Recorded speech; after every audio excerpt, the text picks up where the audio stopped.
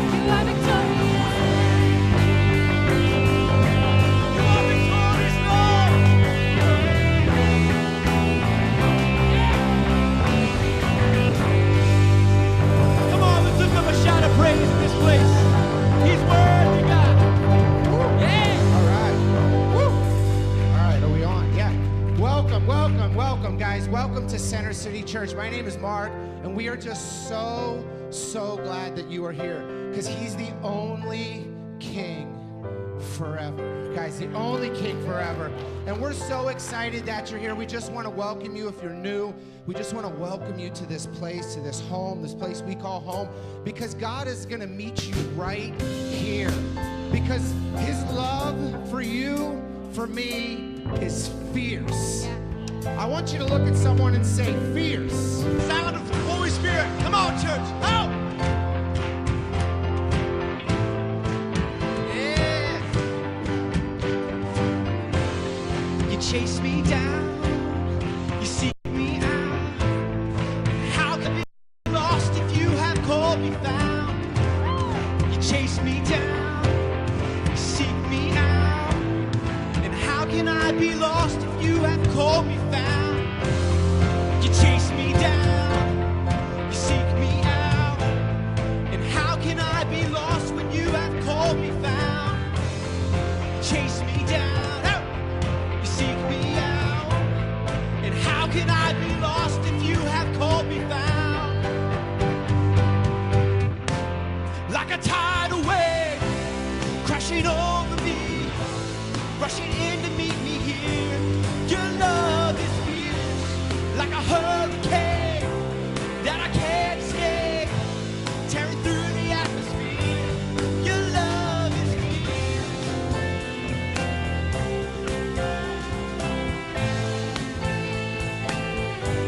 Your love is fierce.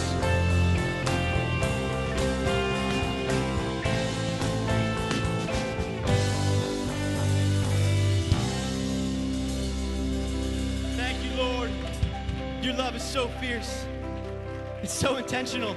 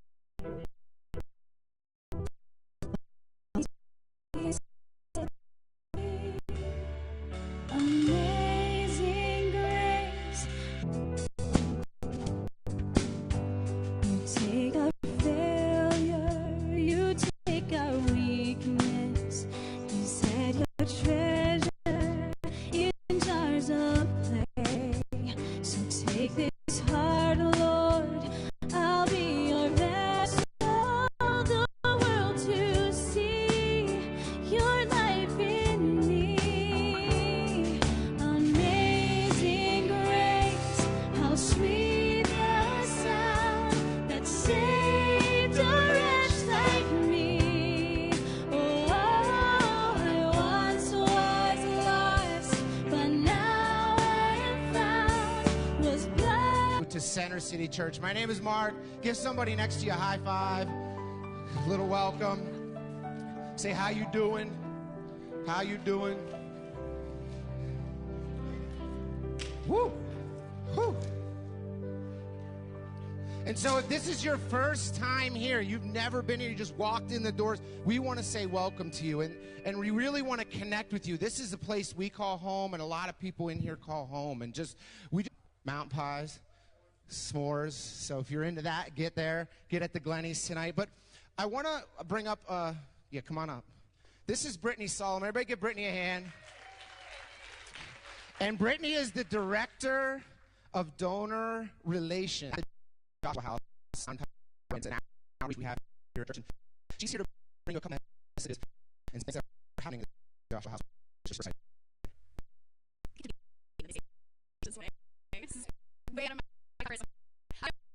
up here as a director of donor relations. That's just a fancy title for I'm the one that oversees all the money flowing in to be able to equip us to do what we do at Joshua House and about all the amazing programs for the youth in Theron. So I just make sure we have the financial means to do so. What I wanted to touch base with you, we've announced this the past 2. It's a really good opportunity. There's not too many occasions here in Blair County that you could kind of gussy up a little bit, have a date night with your hubby, your spouse, whoever it is. But there's 3 reasons that we wanted to kind of mark the occasion. The first, it's a huge problem.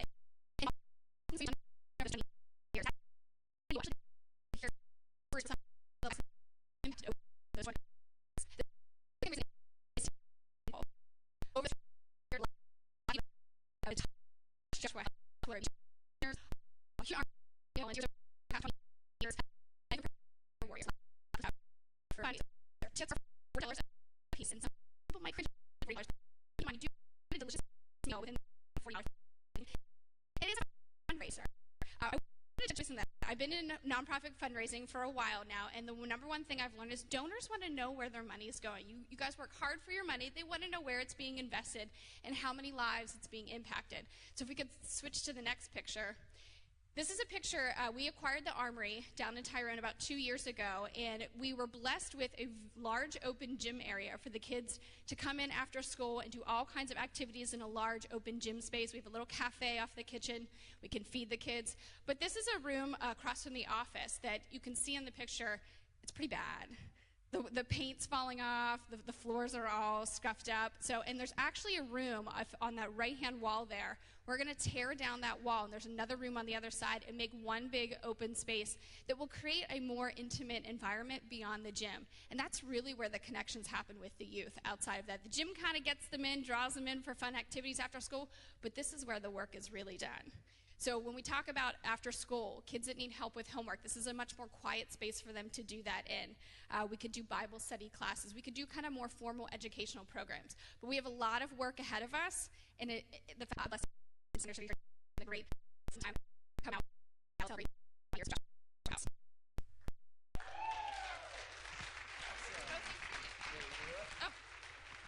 I was tasked this morning to talk about one more thing going on with Joshua House. We do this annually through Joshua House. We've done it for a number of years now, where it's kind of our way to reach out to the community beyond the youth as well. We really want to be a hub at Joshua House for the community.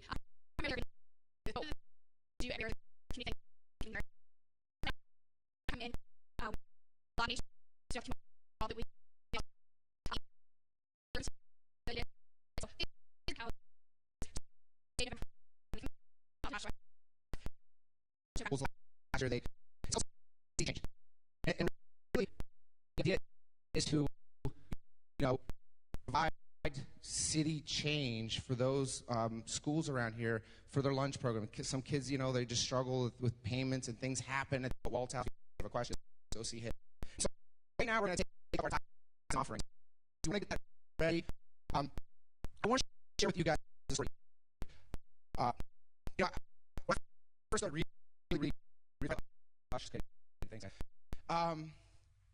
I really led my financial life like this. And I don't know if this relates to anybody, but like 5 years ago, I was the guy that always had a plan. I don't know if you ever sit down and you create that budget and you're like, this time, and I talk to my wife and I'd be like, this time it's going to work. Like it's going to work. And every time it failed. And I had a friend come up to me one time, and this is when I first started, Jesus touched me. It was the first time, and I had so many questions, and one of them was giving. I was always like, I don't know about that thing. And it was because I was holding on to my finances, thinking I had control. And my buddy challenged me, and he said, it's not about the giving, it's about your heart. And I'm like, what's he talking about, my heart? And I realized in my heart I was hanging on, thinking I was in control. And I had this grip on my finances. And it was, he just challenged me. He said, look, I'm not saying, give your 10% or tithe or whatever. He said, just take a step, just one little step. And I'm like, okay, well, I can do that. And I'll never forget, and I don't want to get into this story too much, but I remember that first time I took a step, and I remember giving and just being like, there it goes. It's all gone. We're not eating today. No, but I just remember being like, have faith. And I just, so as you prepare your offering and your giving, if you're a first-time guest, you don't have to give. I just want to share that with you, because giving and is such an important part of your faith. It really is. And it's just God just saying, trust me, trust me, trust me. So if everybody could stand, or take your tithe and offering and hold it up, and I'm just going to pray a blessing over it as we do. Father, I just thank you for you. I thank you for your love and how fierce it is for us. I thank you for taking us from brokenness to fullness. And God, I want you to take our offering today, that trust, that faith that we have in you as our hands may be closed, as we slowly start to open, that you will bless it, Lord, that you will bless it, you will multiply it, that you will use it for your purposes. And God, I just thank you for each and every person in here and what they have to give, Lord.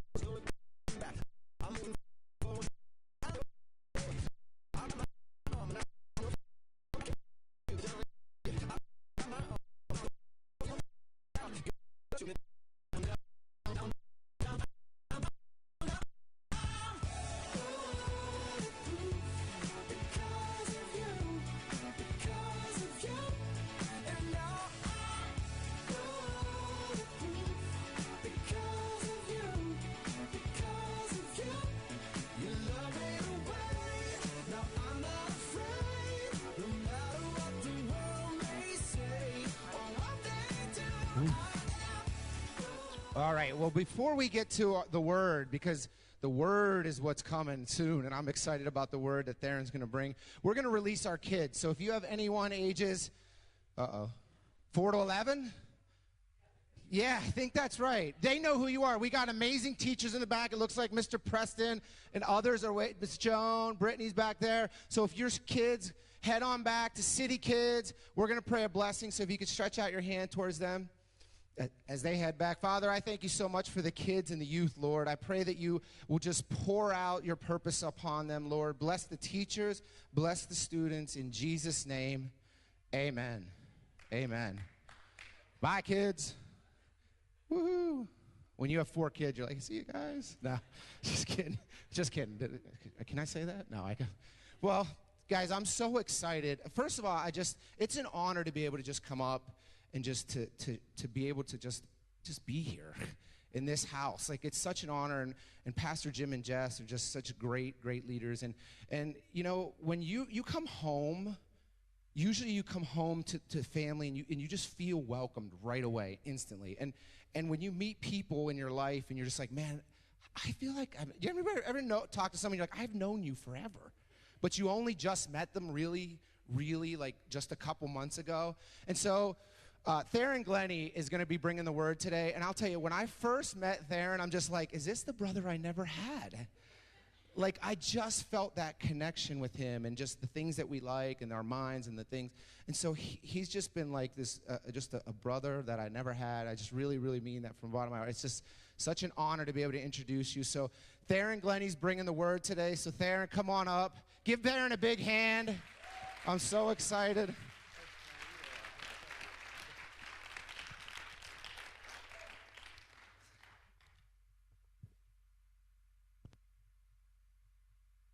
Be on here? Okay, good. It's awesome to have people introduce you like that love you, and so many people this morning knew that I was going to be preaching, and so many like texts I get, and hey, we're rooting for you, we're praying for you, so I really do appreciate all that, guys. Awesome. Hey, just so you know, the reason why I'm up here is because Pastor Jim and Pastor Jess are gone. Y'all notice that? All right. So they are down in Baltimore at Bishop Bart Pierce's church. Okay, we do a lot of stuff with Rock City. That's the name of the church down there. And so the thing that they're doing is Pastor Jess is getting ordained today. Ordained, yeah, right. That's pretty awesome, right? So what that means is ordination means that man, all right, us humans, recognize what God is doing in somebody's life, okay? We all know Pastor Jess is a pastor. How many of you have, like, she has encouraged you in some way? She has given you a word.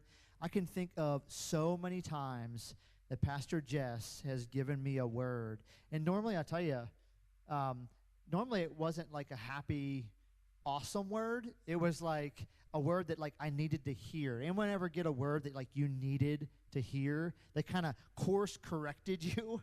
Yeah, Pastor Jess is really good at that. Really good at that, all right? And I have learned over the years to really appreciate that and, like, to receive that. We're going to be talking about positioning today. I'm going to talk more about that. But I'm so excited for them. Be praying for them today. Actually, if you really wanted to tune in, you could probably see it. Church goes really long there. So if you, after church today and you go online to Rock City, you could probably see it happen. So I'm excited for those guys. Expect her to come back a little different. Okay? It's going to be good.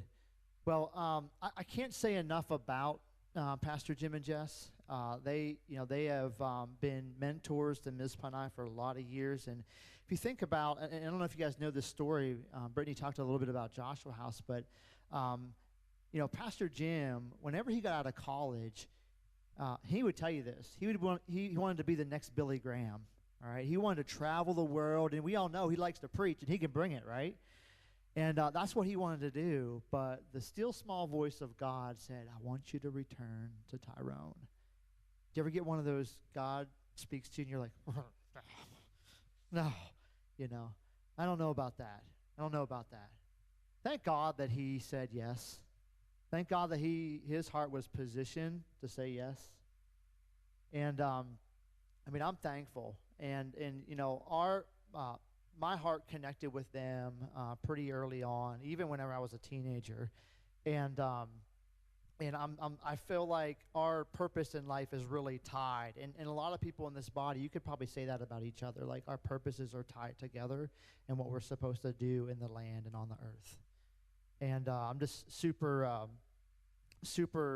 thankful to be in a house that appreciates, that encourages, that gives words whenever a word is needed. And because, listen, as Pastor Jim always says, like, we're made on purpose for a purpose. You guys know that? You were made on purpose and for a purpose. And it's good. It's really good. I also want to recognize my parents are here. They're over here. Raise your hand. My mom and dad. Yeah. And I couldn't have gotten better parents, guys. And I really could not have. And think about. I'm going to talk about positioning today. The title is Positioning for Victory. And I can think about so many times, like, my parents walked through things with me that I needed, like, help with. I remember this one time I was on the basketball team, and we were pretty good. Okay, I went to Juniata Valley. To give you a little bit of background, Amy's shaking her head because she went to Williamsburg, right? And Williamsburg and Juniata Valleys are they're rivals. But I can think about this one time. Our prophet said that this one's going to be your closer. This one is a little edgy and might get into a little bit of trouble. But it's supposed to be really funny. So I'm anxious to kind of hear, to see what happens here. But I love when God speaks a word. Give me 1 second. Good. Everybody say it with me. I am positioning for victory. Say it again. I am positioning for victory. I want you to say this with me. Positioning is for listening. Positioning is for listening. All right. And so how do you know when you're out of position? When you're consistently out of position? It's a question I had. I'm going to share some stories today. Do you guys like stories? I like stories, so I like sharing it because they're personal, but I think that they're relevant to people. A number of years ago, I got a phone call. I'm in sales. I'm in software sales now. I was selling to schools, so I would go around to school districts and I would sell curriculum. It was a great job. Loved it. It was doing really well. Our division was like second in the country, and it was awesome. But I got this phone call from like the national sales director, and he said, "Hey, this doesn't have anything to do with you or anything. Like, you've done a great job for us, but we're eliminating the entire division. And I'm sorry, but like we're letting you go." And I've always been on like sports teams, and we've done well, and except for our baseball team. Our baseball team really stunk. But like I've always felt like, like I'm a winner, right? You ever feel like that? Like I'm a winner. Like I know I'm supposed to do well. I never thought that was going to happen to me. Anyone ever been let go before for whatever reason? Like it doesn't feel good. First off, you start thinking like, oh, what I do wrong? Could I, should have, would have done these things? And so that happened to me, and I'm like, man, what am I gonna do? And the stories I'm gonna tell today are all about like, we have a place that we're going. We all know that. Like, we have a purpose. We're driving towards something. But here's the thing: in life, we're gonna run up against things, and things are gonna happen. All right.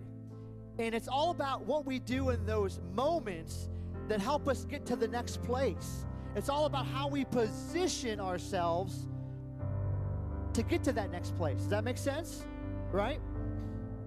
And so in that place, I could have been like, oh, woe is me. Like, I'm not a winner. I'm a loser. Like, a lot of times what happens is that breakthrough is on the edge. It's like right there. And breakthrough might require some change in maybe some things that we do. But what we end up doing sometimes is we end up letting some fear in. We letting some like anxiety in. We forget who we are. And we start getting worried. We start getting scared. You know what I'm talking about? Right? The boss says something to you that like you don't really like. Now you're on edge. Now you're frustrated and you're ready to pop. You ever feel like that? Yeah. I had something happen to me early this year, and this is pretty personal, but so what happened after I lost my job is I got tied in with this startup business. It's called Outreach, and when we first started, there was 7 of us, and I was like the first sales guy, okay? And the company's really grown over the last 4 years. I think we're like 300 people now. It's really been successful. So many great things have happened. And so knowing that I've been like there from the beginning and I've helped kind of pioneer thing, kind of felt like you have a feather in your cap. Like I'm a foundational component of the success here, and this is great and everything. And but early this year, like I was really struggling. So anybody in sales here? Okay, cool. I got some fellow salespeople here. So for those of you that are not in sales, all right, every month, what do you have every month? You have a what every month you got to hit, Cody? Goal. He's got a goal. He's got a number, a revenue number that he has to hit. That's a little bit of pressure, right? That's like saying to LeBron, like, hey, listen, you got to put up 40 a night. Like, that's your number. You got to do that. It's a little bit of pressure. And so I have that every month.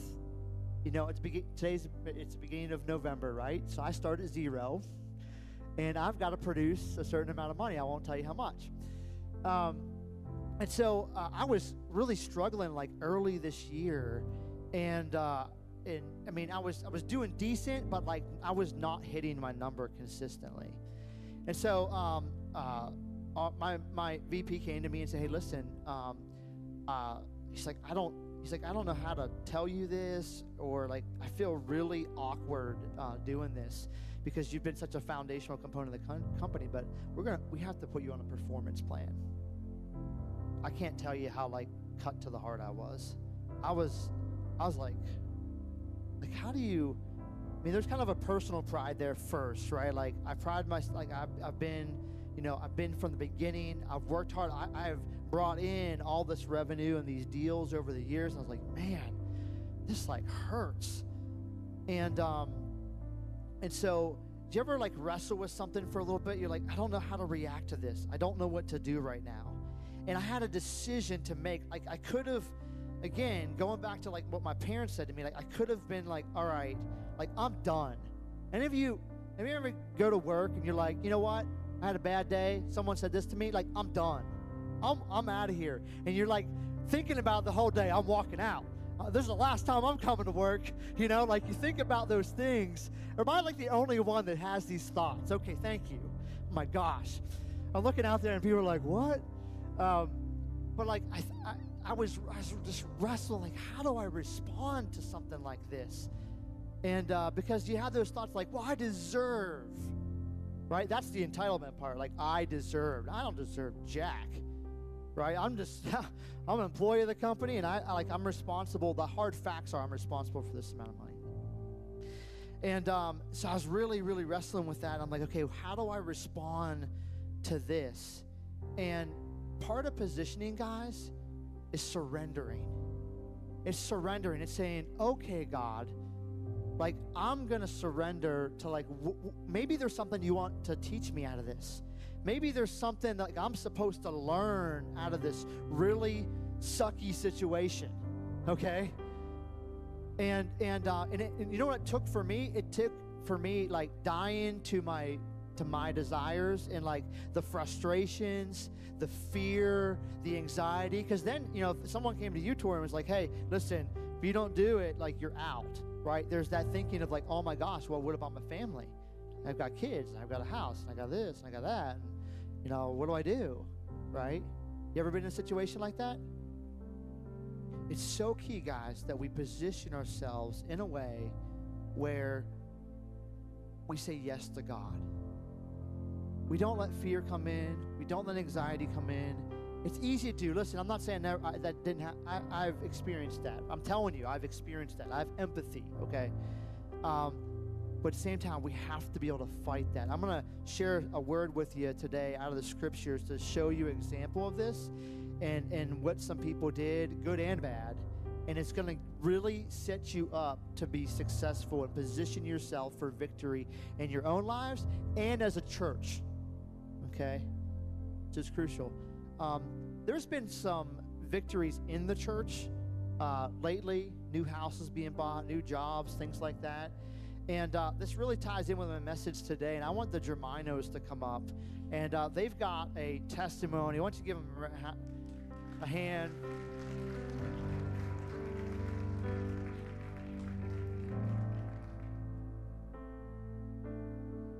So these guys recently bought a new house, all right? And it was one of those like easy, you like bought it online, it was easy, right? You just like paid for it by credit card and it was like done. Yeah. So why don't you tell us a little bit of the background of like what happened?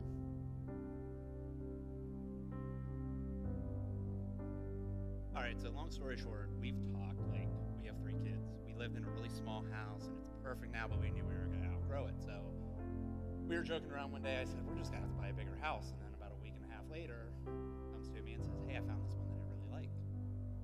Anybody married in here? What are 2 of the most important words that a man knows?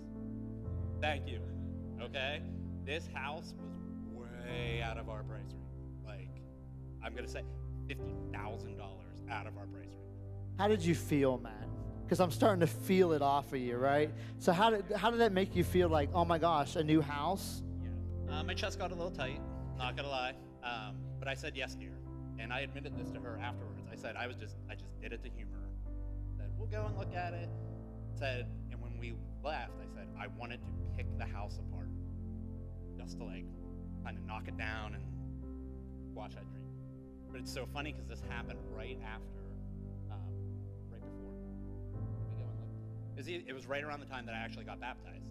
So, same time frame.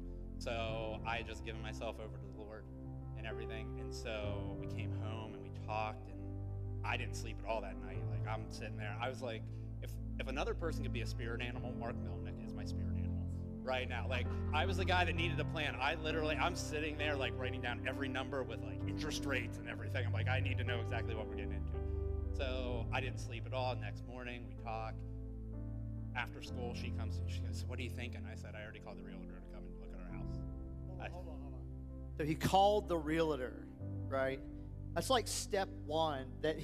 And was that hard for you to do? It wasn't at all, because the minute that we both walked in the house, I mean, we talked about it, like, it felt home. Like, we felt like God just called us. Like, the minute we walked in, we just saw our family right in that home. Yeah, the vision was there the whole time. So we called, and I mean, that's when you think, oh, hey, this is going to be easy. Like, we put our house on the market. It sold in a week. We're like, woo, like, this is like selling something on eBay. But that's actually just when the hard part started, because we actually went through what seemed to be kind of a contentious, like, negotiation with the house that we were in. Like, we were way off in numbers and what we were looking at. Talked to Pastor Jim on the phone a lot about it. You know, there's that point where you kind of have to be, like, in the middle, like, okay, this is what, like, on earth I can afford, but, like, what's God calling me to do? So we sat, we ran every number and whatnot, and I said, we've just gotten to the point where, like, this is where we can be comfortably, and this is what it is. So we actually wrote a letter to the sellers of the house, because we knew them, and we just said, you know, this is where God's calling us to, like, but, like, this is where we have to be. We completely understand and respect if you can't do it, and that's fine. And so they actually came back a couple days later. Our realtor called and was like, hey, they accepted your offer. Like, we're like, okay, hurdle number one. We're like, sweet, done and over with. No, not anywhere close. So we went through our inspections and everything. Inspection on the new house, great. Inspection on our house comes back, and we need to get a new furnace. Whew. Like, okay, that's fine. So I said, this whole time, I said, God's calling us to this house. We're following that. We're doing it. Fine. Give them the new furnace. Get it in. A couple $1,000s later, I said, it's done. It's over with. We're good. Another hurdle cleared. Unfortunately, there's more to come.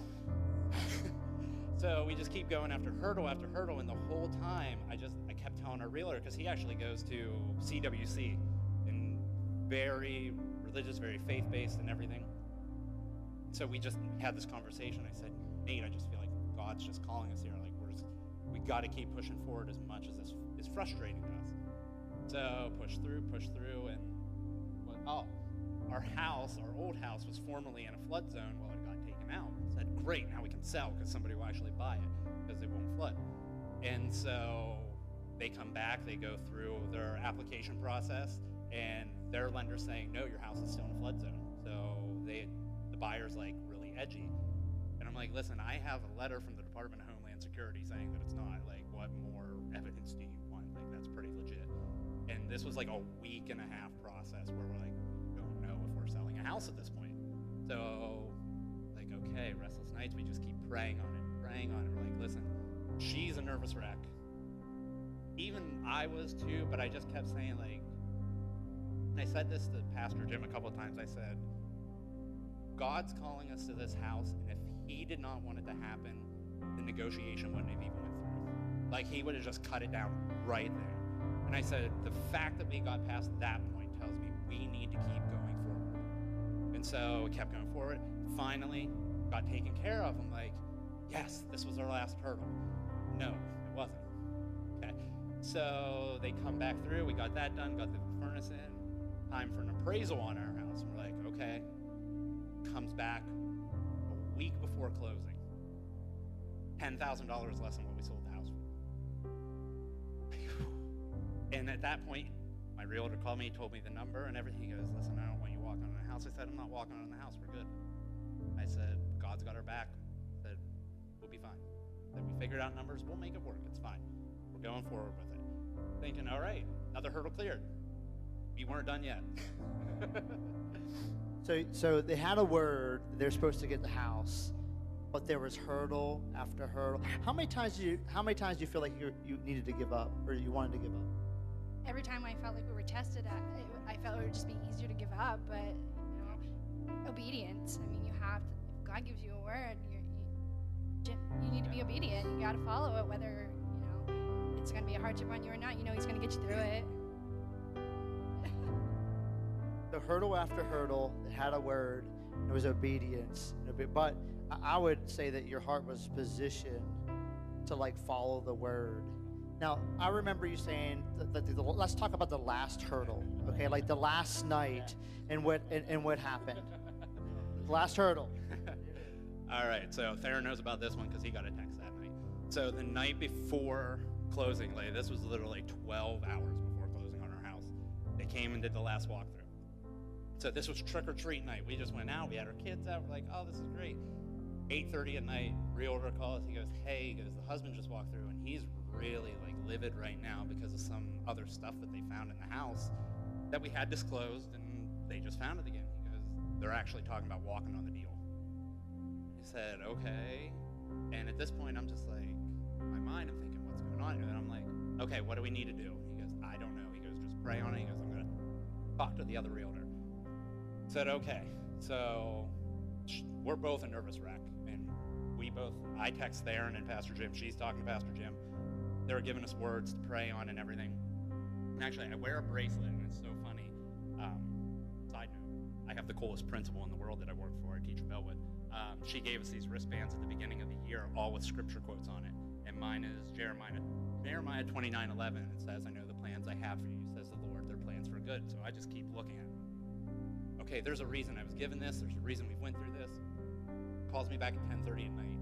He goes, all right, they want $1,500 in cash at the closing table, or else they're walking and they'll cut the losses. Well, that's not a little bit of money. That's a whole lot of money. So we just prayed. I didn't sleep at all. Again, I'm a very light sleeper to begin with. So we wake up the next morning, 7:15. He calls us. He goes, yep, they're sticking to that. And her and I both said, this is kind of our sacrifice moment. And I said, we had a way to get the money. I said, listen, it's just money. We can earn it back. I said, that's a material thing. I said, me personally, we would lose more in what we put into the new house than the $1,500. But I said, I'm going to lose more in my journey in faith if I give up at this point. I said, we've gotten to this point so far. If I just give up now, what's that showing God? He's gotten me to this point, and then I just give up on him. I can't do that to myself. So we go through the whole process. Go over, I said, just write them the check. We'll keep our mouth shut because there's a lot of choice words we'd like to say to these people at the point. And so go over, give them the check. And when we left, we were both still a little upset and a little angry. But I just kept saying, and I had this feeling, it's just money. That money can be earned back at some point. It's really, yeah. And then Jim texted her the night before with, he said, the provision's on its way. He said, the ram is coming. So, yeah. That's it. Yeah. And so at this point, I'm like, okay, so here's my sacrifice. And I'm just thinking, okay, when's this provision coming that I did my part? And it sounds really selfish, but at the same time, I'm like, okay, I showed my sacrifice. I'm good. I feel good. We'll get through this. So we go to our closing for our next house, get through everything. They hand us over the check for what we were getting back and whatnot. And I look at it and I start laughing. And she kind of looks at me, and I just leaned over to her and I said, look at the check. And at this point, I have all these numbers figured out and whatnot. And she's like, what? And I said, that check's for $3,000 more than what we thought we were going to get. So not only did we give our provision, it actually got doubled back to us that same day. So that's awesome. So they had to give a little, but then they knew that the provision was, Pastor Jim talked about Isaac and the sacrifice and how the ram was on the other side of the mountain. The provision was there. And so you guys walked right into that, and you're in a new house. You're in a new house. All because you position yourselves to keep going whenever you hit those obstacles. So why don't we give the Germanos a hand? It was awesome. Thanks, guys, for sharing.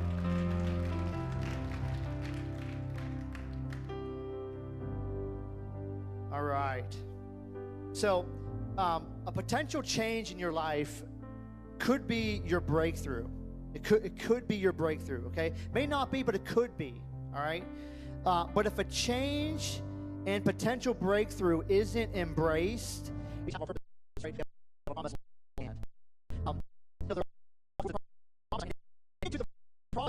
land, and Moses sends out some spies to go check out the land, all right? So, and pick it up on verse 17 out of chapter 13. It says, then Moses sent them out to spy out the land of Canaan and said to them, I want you to go up this way to the south and go up to the mountains and see what the land is like. Okay? I want to check out, like, what are the people like? What is it like? Does it have fruits and veggies and, like, will provide for our people? I want to know what's going on. Okay? Now, I want to skip down to verse 26. It says, now they departed and came back to Moses and Aaron and all the congregation of Israel in the wilderness of Paran. Kadesh. They heard then all the congregation showed them the fruit of the land. And they told them, said, hey, we went to the land. Okay, we went to the land where you sent us 3 flows with a hunter. All right? It was better, just like everybody, God promised it. It is what it is. It is what he said it is. All right? And so they gave him this great report. And then Caleb said to Moses in verse 30, he said, well, let us go up now. Like, let's go up and take this puppy. Let's go. Like, what holds us back? Let's go do it. His heart was open. Like, he's jazzed. He's like, I've been there. I've seen that. Yeah, there's some obstacles, but, like, let's go. Let's go do it. And because we are able to overcome it, is what he told Moses. But then, all right, the men who had gone up with him said, hey, we're not able to go up against the people. They're stronger than we are. And they gave their children they gave the children of Israel a bad report of the land which they had spied out, saying the land. So this is the other spies. There was Joshua and Caleb, and then there were these other spies. All right, Joshua and Caleb were like, let's go. Like, all their hearts were open. They were positioned for victory. They were ready to roll. The other spies, not so much. All right, they're like, the land through which we have gone as spies is a land that devours its inhabitants, and all the people who we saw there are men of great stature. Then we saw the giants, and we were like grasshoppers in our own sight, and so we were in their sight. So, like, they were like scared, right? They were scared. But I want you to catch something. I want you to catch something here. They're not only scared, but what they lacked was, so the way, I want to put it this way, the way that we see ourselves impacts the position of our heart. All right? So the way, Colton, that you see yourself impacts the position of your heart. Because think about it for a second. These people, all right, yeah, they had a bad report. They're kind of complainers. We all know that. We've heard that story. But what they lost most of all was they lost their lack of identity in who they were. They had forgotten who they were. How many times when, like, obstacles come to us and we forget, like, no, I'm a child of God. Like, no, like, God has called me to this very thing. God has called me to this house, right? We lose our identity. They said, oh, we're like grasshoppers. Oh, they said that we saw men of great stature. You know what that means? We're not of great stature. That was a lie. That was a lie. And so what happens is Moses goes and gets with God, and God's like, all right, listen, because these people's hearts were not positioned right, I'm paraphrasing now, because these people's hearts are not positioned right, they will not go into the promised land. Actually, I'm sending them back out into the wilderness where they're going to die. They'll never see it. They're going to die. But Joshua and Caleb, guess what? You will see the promised land. you will eventually see that promised land. And guess what happens? The next morning, hey, and all of us have done this, by the way. The next morning, all right, all the people, the spies and stuff, they get up, they're like, hey, we're ready to go now. Because what happened was the day before, Moses gave them that word, like, sorry about your luck. Because you didn't position yourself for victory, you're going back out in the wilderness. Well, they slept on it that night. They get up the next morning, and they're like, hey, we're ready to go now. Like, we believe what you said. And, like, let's go get them. You know, Moses is like, like, you're not going. Don't do it. Don't do it. You pick it up in verse 41. Moses says, now why do you transgress the command of the Lord? For this will not succeed. Do not go up, lest you be defeated by your enemies, for the Lord is not among you. That's a heavy one right there. I don't want to be told that. Verse 44, but they presumed to go up the mountaintop. Nevertheless, neither the ark of the covenant of the Lord of Moses departed from the camp. And so what happened is that they went instead, and they were defeated. All right, they went instead. They didn't listen. And I just think it's a great message for us, because there's going to be, you know, the breakthrough is right on the edge, but it's how we position our heart. Is your whenever something tough happens, or you know your boss says something to you at work, are you going to get frustrated, or are you gonna pause and say, yes, Lord? Yes, Lord. Positioning is for listening, right? Positioning is to help us listen. And we need to listen in those moments. I had a guy the other day say, hey, listen, I left my job. I'm no longer doing my job. And he told me what happened. And he got so frustrated. You know, and sometimes, like, there are injustices, right? Sometimes, like, you're in a situation where you probably deserve better. You deserve better to be treated better. You know, there's all those type of situations that you might be in. But what happens is that we get so frustrated and so sometimes full of anger and rage that we pop. And he popped. And he gave it to his boss. Probably felt good in the moment, but then he's out of work, right? Stuff like that happens. But we have to position ourselves to say, yes, Lord, and see what it is that he wants to position us for breakthrough. Does that make sense? Is this word on for anyone today? Okay. All right. I just want to make sure. The other thing I want to hit on here is I love the story of David and Goliath. My wife, how's your fingers, babe? You doing good? All right. Stay with me, guys. I want to hit on this last point because I think it's important. If you ever know the story of David and Goliath, right? So David goes and he defeats this huge giant called Goliath. And everyone was afraid of Goliath. Everyone. Okay? And David's like this, you know, he's this teenager. And his dad sends him to go take provisions to his brothers that are on the front lines of this battle.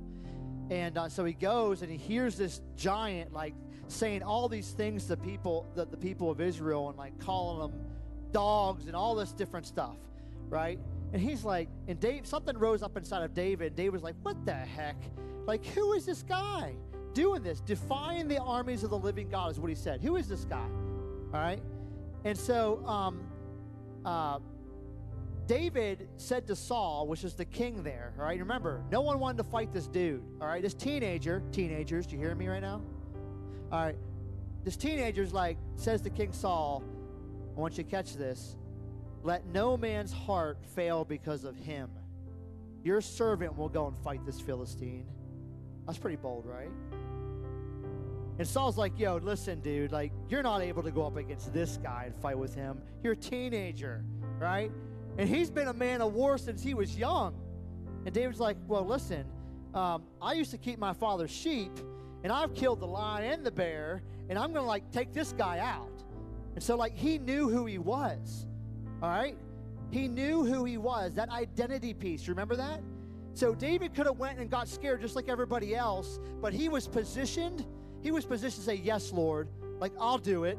I'll go. Yes, God. And so he goes out, and we all know the story, like, he kills Goliath. You know, there's a big victory. Everybody's cheering, all this kind of stuff. We're excited, right? And then I want you to, so here's what happens then. After it all happens, here's what King Saul asked. So the king said, probably to one of his guys, one of his officers, he said, hey, I want you to find out, this is in verse 56, I want you to find out, who is this young man? Who is this guy? And like even King Saul was like trying to figure out this guy's identity. Like, who is he?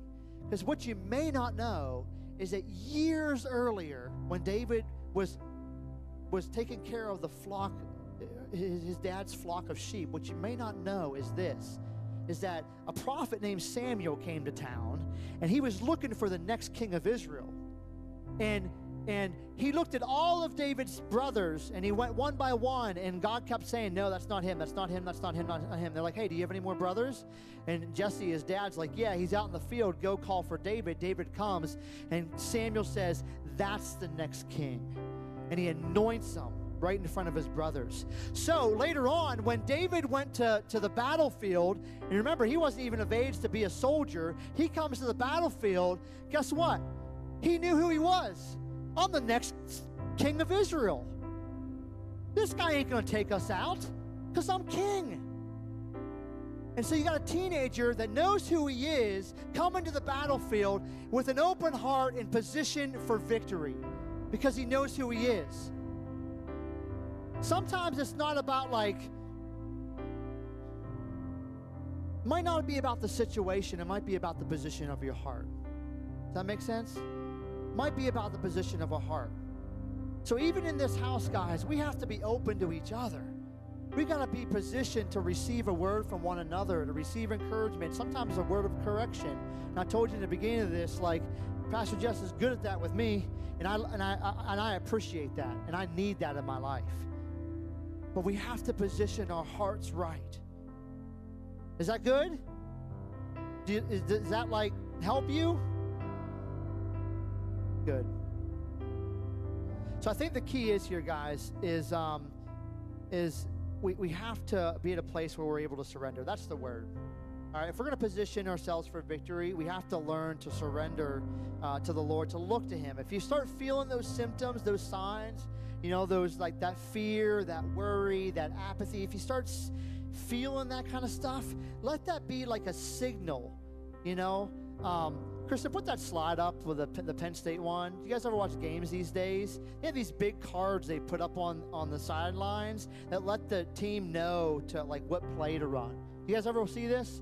And then if you look at it, the players over there with the red hats, you can spot them. Like, they have red hats on because they're the ones giving the players the signals. And so you get Trace McSorley. Sorry, Brian, I know you're a Michigan fan. Trace McSorley, well, I should be sorry. We got our butts pounded with Michigan yesterday. But, he's the quarterback. He's got to know what to do. But in order for him to know what to do, he's got to see the sign. I know I'm supposed to go after this dog. I know I'm supposed to have children. You see what I'm saying?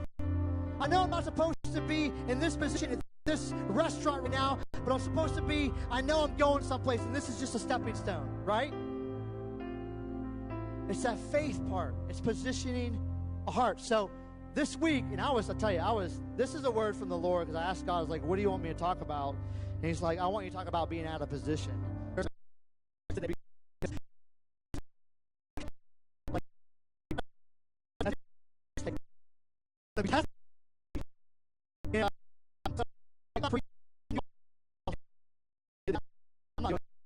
I have to say, okay, Lord. All right. And I tell you, when you do that, expect victory. Expect it. It might not come right away, but expect it. I told you I got put on that performance plan. What happens was I submitted. I say, okay, God, you want me to work here? Like, I submit this to you. Like, whatever you want to happen, like, let it happen. Let it be. Like, I'm willing to do whatever it is. And so I kept my head down. I kept working. I kept looking to Him and saying, okay, I submit to you. Like, it's going to be your victory. If I get success, like, I'm going to give you that success. All right? And I can tell you, like, He did. And like, so much so that, like, it's like out of proportion, okay? And there's been so many times I've been like, all right, like, I don't know how all this happened. Like, it wasn't that I worked harder. It's just that, like, God provided so many more opportunities for me, and it was him. Okay, so why don't you hop to your feet? Everybody with me? I want to say one last thing. I want to say this from the stage. The other thing that we have to do as Christians is that we have to think multi-generationally. And what that means is, like, the decisions that we make in the posture of our heart impacts my kids. I'll tell you, sometimes it's funny, and parents, you guys will know this. You'll be with me on this. Is that one of my kids will be dealing with something that I'm dealing with. Like, they'll be, if they're like whining and complaining, it's probably because like I'm dealing with the same thing. It's weird. Parents, are you with me on that? Do you ever see that? You're like, what the heck? I need to like fix my life before I say anything to my kids. And we have to think multi-generationally because there's so much at stake, guys. I remember when I was little and just growing up, I would see families that dealt with things year after year, generation after generation after generation after generation. Maybe I don't like, you're in that place that you know what, I'm done. And God, you're convicting me. And I want you guys to know, when God convicts you, Romans 2 says that, do you realize that all of the wealth of his extravagant kindness, all right, his kindness is meant to melt your heart and lead you into repentance. But because of your calloused heart and refusal to change direction, you're piling up wrath for yourself. What that means is that God leads us towards repentance, and it's his kindness. It's his love that does it. And so if he's convicting us right now, it's because he loves us, and he wants to break the cycle just like we do. Actually, he's probably more passionate than you, right? So the call is that, like, if you've had enough and you're like, I need to be better at positioning my heart so that I can see the breakthrough for my generations or me personally or whatever it is, like, we want to pray because God can supernaturally give you strength and help position your heart to not get frustrated, but to look to him and surrender to him. So this morning is about surrender. This morning is about asking God, create in me a clean heart, God, and renew a steadfast spirit in me. You know, why are we always so peppy when we start church? It's because, like, we're ready to charge forward. And a lot of times in our regular lives, when we leave here, we're not ready to charge forward. When we hit that wall, we hit that mountain, we got to be ready to charge forward, and it's a position of our hearts. I'm going to pray, and then we're going to, if anybody wants to come, we're going to dismiss you. You can have an awesome day, but if you want to get prayer, please come up and, like, let God convict you. It might hurt now, okay, but it's okay. Like, we've all been there, and it's a good thing. So I'm going to pray and then dismiss, and then we're going to minister to you. So, Lord, thank you for today. I thank you for your words, not my words, your word. And thank you, God, that you can help us go from a place of being out of position to being in position. To receive your victory, to receive you, to go deeper in you, Lord, to trust you more, and to have faith. And God, I pray right now just over